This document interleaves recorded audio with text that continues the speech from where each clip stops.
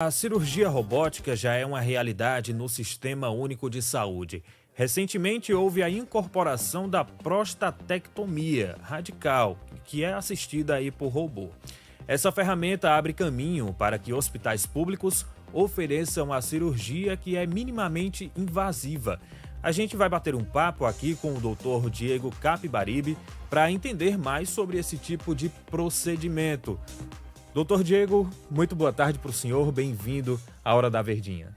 Muito obrigado pelo convite e vamos conversar por um assunto que é muito caro para mim e eu espero ter informações para a população. Muito bem. Doutor, a primeira pergunta que a gente faz é quanto ao acesso. Ele será universal? Todas as pessoas vão poder fazer esse tipo de procedimento, se necessário, na rede pública, por meio, né, desses equipamentos, né, robóticos, e todos os pacientes diagnosticados também com câncer de próstata localizado, eles poderão contar com esse tipo de procedimento ou existem outros procedimentos também, depende de cada caso? Bom, o câncer de próstata, ele é uma entidade que tem diversas formas de você abordar. Então, e a robótica é um assunto muito amplo também, porque oferecer no SUS a cirurgia robótica, ela está, vamos dizer assim, incorporada, pode ser um desafio em si.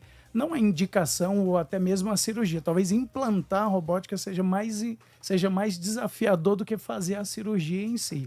Em teoria, é para que todos os pacientes tenham o acesso a essa cirurgia, mas conseguir ela de forma ampla em um território tão grande quanto o nosso, para tanta gente, pode ser um desafio, uma vez que o robô não é produzido no Brasil. Então você precisa importar, tem esses custos, o custo do lucro de quem vai vender, tudo isso, o preço do dólar em relação ao real, pode tornar uma plataforma para ser instalada em um hospital um custo que muitas vezes é o orçamento daquele hospital. Você vai ter uma máquina que pode custar de 5 a 10 milhões de reais num conjunto de trazer a máquina, preparar o hospital, treinamento de toda a equipe médica, não apenas um piloto de Fórmula 1, mas todo o box e a máquina que vai correr para a gente chegar num pole position. Manutenção anual pode chegar a R$ 1 milhão. Então, tudo isso precisa ser muito bem pensado estrategicamente, porque o desejo é de oferecer para todo mundo, e restrito de quem seja, mas qual é a realidade da gente ainda em relação ao custo que isso pode vir associado. Doutor Diego, o senhor muito bem falou sobre o custo, né? E a gente entende mais as prioridades do SUS, né? Como é grande a demanda da população em relação à nossa saúde básica. Eu queria entender a importância da cirurgia robótica, porque aí nós temos, digamos, 2 pesos e 2 medidas, né? Ela é caríssima, mas ela é muito importante. O que é que torna a cirurgia robótica tão importante e indicada para alguns pacientes? Isso é um assunto bem interessante, porque se você avaliar como cirurgia minimamente invasiva, há mais de 20 anos nós temos uma cirurgia minimamente invasiva com quase todos os benefícios da robótica, já no mundo e no Brasil principalmente, que é a cirurgia laparoscópica da próstata. Ela tem um custo baixo e ela tem quase os mesmos benefícios, a diferença é muito pequena em relação à robótica. Mas por que a gente fala então de robótica? Por que não é o padrão ouro, como a gente chama nas diretrizes internacionais, a laparoscopia, em relação à cirurgia aberta ou à robótica? A cirurgia aberta ela é de fácil reprodução, baixo custo. É relativamente fácil você ensinar um residente, ensinar um outro colega como operar. A cirurgia robótica ela torna uma cirurgia difícil muito mais confortável, rápida e fácil. A laparoscópica ela não une as duas coisas, ela dificulta as duas. Ela é desconfortável pela ergonomia do cirurgião e ela é muito difícil de ser replicada e ensinada a outros colegas. Então você tem algo extremamente beneficial ao paciente que não consegue entrar como o padrão ouro. E aí você encontrou na robótica algo que traz o conforto para o cirurgião, para ele operar sentado. Então, aquele cirurgião que faz 3 cirurgias de próstata num dia, ele consegue chegar na última com uma alta taxa de eficiência, porque ele se mantém íntegro ao longo de todo o procedimento. Ele tem maior delicadeza nos movimentos na hora de preservar os nervos que vão para a ereção e ainda assim conseguir tirar com eficiência o tumor, que na verdade tirar a próstata inteira. a preservação também de uma outra estrutura muito pequena e muito delicada, que é o músculo que segura a urina no homem. Ele precisa ser preservado e ele encosta e abraça a próstata.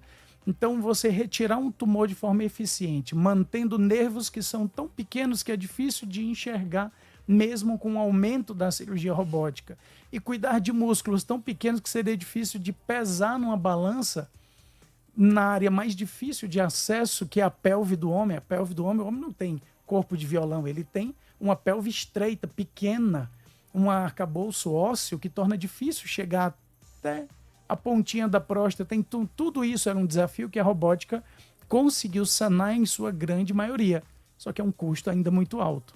Um americano, para comprar um robô, é $1,5 milhão. Para um brasileiro, não é $1,5 milhão. São 10, 15 milhões, mas o tumor é o mesmo, em pessoas muito semelhantes. E aí é o nosso desafio, e é o desafio do SUS.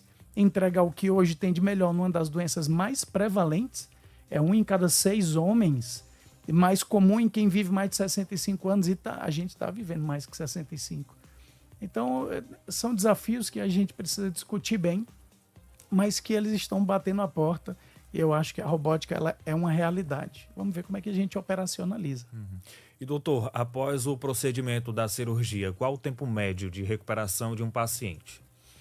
Uma das coisas que a gente discute muito nos congressos, nas aulas, e eu fiz treinamentos de diversas equipes de cirurgia robótica no Brasil inteiro. Inclusive, muita gente não sabe, mas o robô no SUS ele já é uma realidade há muito tempo. Em muitos estados, você tem em hospitais universitários, como no Rio de Janeiro, você tem no Instituto do Câncer de São Paulo, o Hospital Evangélico de Cachoeira de Itapemirim, eu treinei a equipe toda lá, inclusive num robô diferente do que a gente conhece. E é o que a gente sempre menciona, que o resultado do paciente não depende só do robô. Ele é um pedacinho. Você pode me colocar na minha mão um carro de Fórmula 1 e eu não tiro o primeiro lugar. Você me der a equipe do Ayrton Senna, mas o Ayrton Senna era muito mais importante que o carro. E treinar o cirurgião torna o robô a equipamento máximo para o resultado melhor.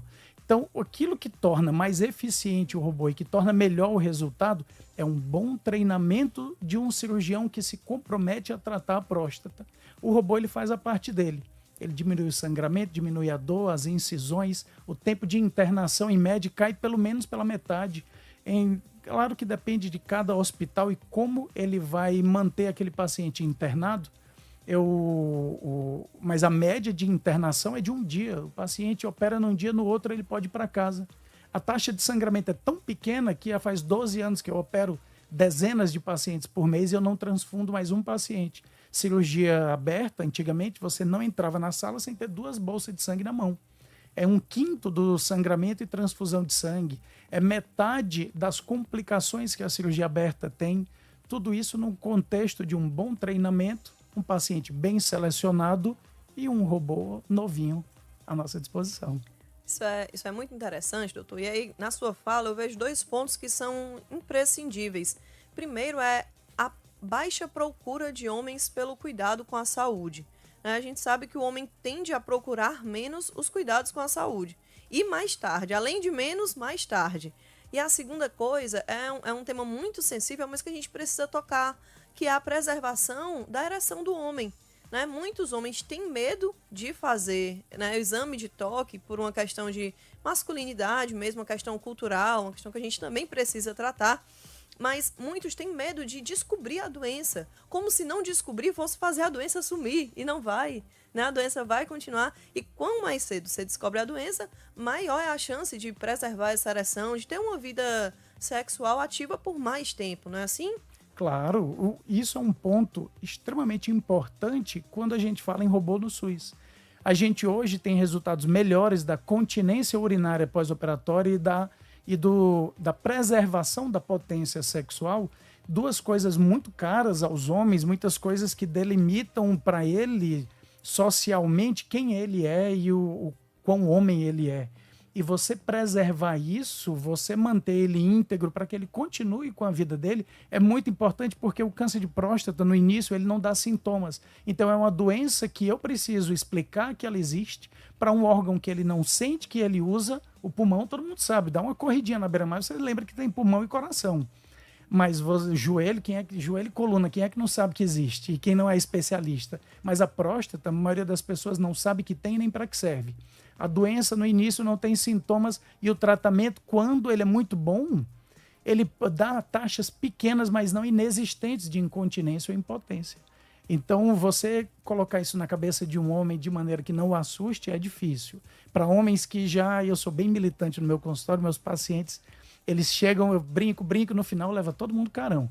Porque que homem não delega para a esposa ou para as filhas, marca meus exames, traz meus exames, diz o que é que eu estou sentindo.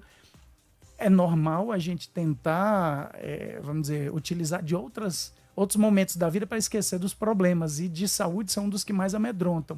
E a perspectiva de poder não conseguir segurar a urina ou perder a ereção e a sua masculinidade amedronta muita gente. E o robô, ele ajuda muito, muito. As taxas de incontinência nas mãos bem treinadas de quem é especialista em cirurgia de câncer de próstata pode chegar a 98% ao final de um ano.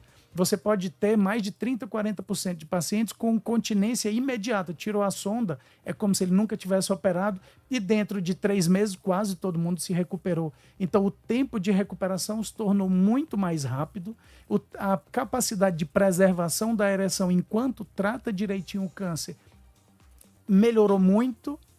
Quanto mais especializados são os médicos dirigindo ali o robô, e isso o paciente precisa entender que não é mais um drama, como se fosse um penhasco que ele está sendo empurrado e inevitavelmente vai cair. Sim. Não, é uma lombada onde a gente precisa, eu como copiloto, freia, passa devagar para não machucar o carro e a gente segue a vida, segue a estrada. Muito bem, doutor Diego Capibaribe, obrigado por aceitar o nosso convite, né? Trazendo esses esclarecimentos essenciais aí e falando também sobre essa tecnologia implantada, né, para procedimentos como as cirurgias. Muito obrigado pela sua participação e até a próxima.